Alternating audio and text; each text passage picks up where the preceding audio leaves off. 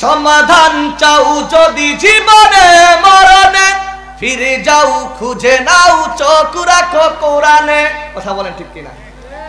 সমাধান চাও যদি জীবনে মরণে, ফিরে যাও খুঁজে নাও চোখ রাখো কোরআনে।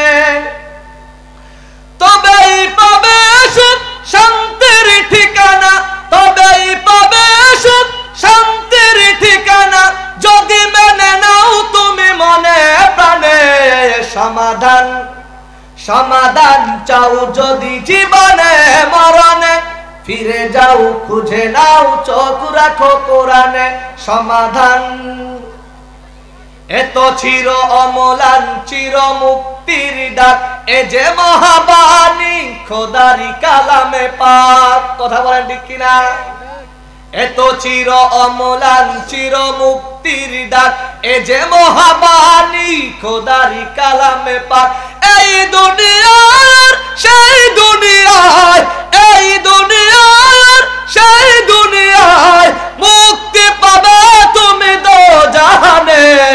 সমাধান সমাধান চাও যদি জীবনে মরণে, ফিরে যাও খুঁজে নাও চোখ রাখো কোরআনে।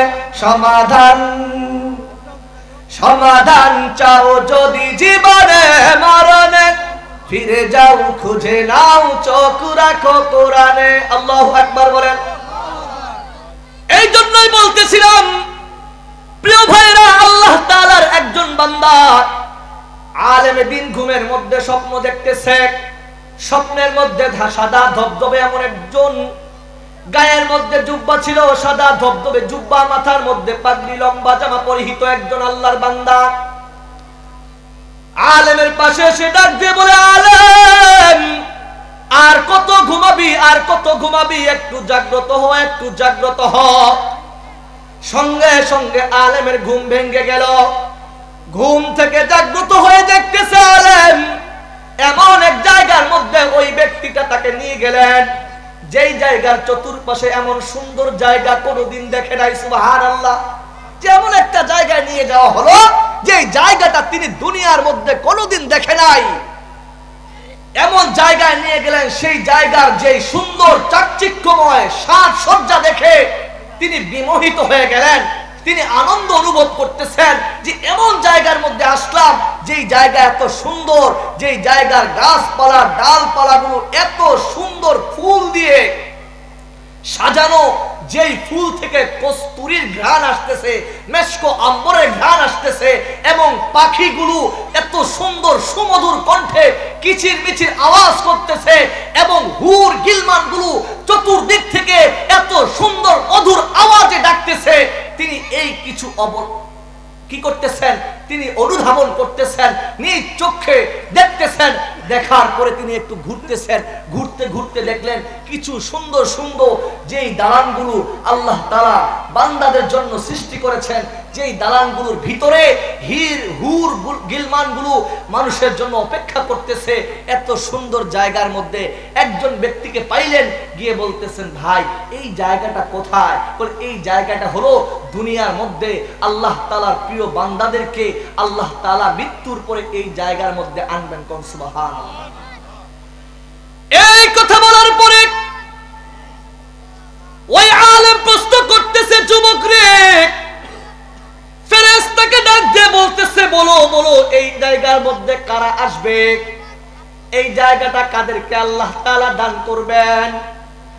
আল্লাহ তাআলা এই জায়গার মধ্যে তাদেরকে দুনিয়ার মধ্য থেকে সর্বপ্রথম আসার তৌফিক দিবেন যারা দুনিয়ার মধ্যে আল্লাহর কুরআনুল কারীমের সাথে সম্পৃক্ত আছে। সুবহানাল্লাহ।